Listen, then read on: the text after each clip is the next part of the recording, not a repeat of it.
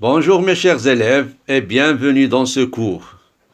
Aujourd'hui, nous allons aborder le discours rapporté. Nous allons également apprendre comment distinguer le discours direct et le discours indirect et comment rapporter un discours. Commençons par le discours direct. Alors ce discours consiste à rapporter les paroles de quelqu'un sans les modifier, c'est-à-dire peut être rapporté mot à mot. Exemple, il dit « Je révise mes leçons ». Qu'est-ce qu'on a fait ici? C'est qu'on a rapporté les paroles de cette personne sans les modifier, c'est-à-dire telles qu'elles est. Donc, on parle ici du discours direct. Et parmi les caractéristiques du discours direct, c'est la présence de la ponctuation, les deux points et les guillemets. Aussi, le discours direct est introduit par un verbe introducteur comme dire, affirmer, soutenir, etc.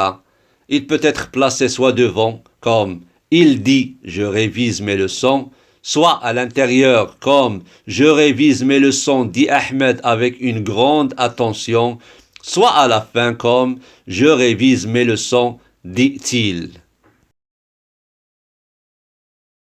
2. Le discours indirect. Alors ce discours est utilisé pour rapporter les paroles de quelqu'un en les subordonnant à l'aide de que, si, etc. C'est-à-dire, dans le discours indirect, les paroles rapportées sont insérées dans le discours de celui qu'il rapporte. Exemple, il dit qu'il révise ses leçons. Vous allez remarquer ici qu'on a rapporté les paroles de cette personne d'une manière indirecte. Et lorsqu'on passe du discours direct au discours indirect, la ponctuation disparaît.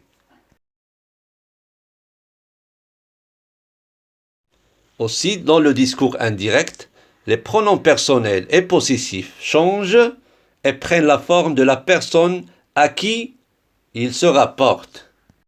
Exemple, il dit « Je révise mes leçons ». Il dit qu'il révise ses leçons. Et plus les pronoms personnels et possessifs aussi, il y a le changement du nom lié à l'adjectif démonstratif en ajoutant un adverbe de lieu ou de temps là. Exemple, il m'a demandé « Tu as vu ce film ?»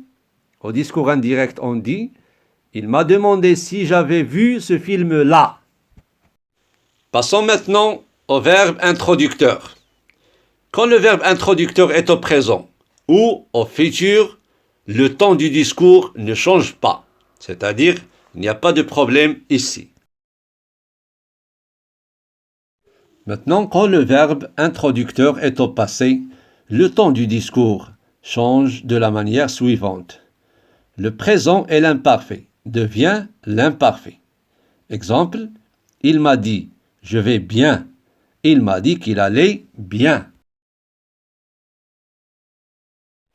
Le futur simple devient le conditionnel présent.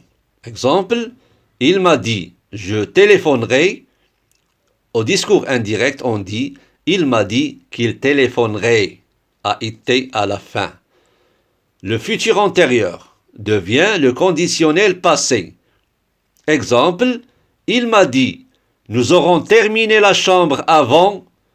Au discours indirect, on dit « il m'a dit qu'il aurait terminé la chambre avant ». Et le passé composé devient le plus que parfait. Exemple, il m'a dit « j'ai tout vendu ». Au discours indirect, on dit « il m'a dit qu'il avait tout vendu ». Et comme il y a des changements aux temps verbaux, il y a aussi des changements aux indicateurs de temps. Aujourd'hui devient ce jour-là.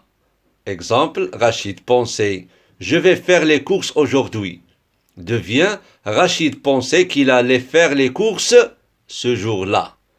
Et bien sûr, hier devient la veille, demain le lendemain, jour prochain ce jour-là. Et à la fin de cette vidéo, j'espère que vous avez bien saisi cette leçon intéressante. Bien sûr, je vais vous donner un exercice d'application après. À bientôt.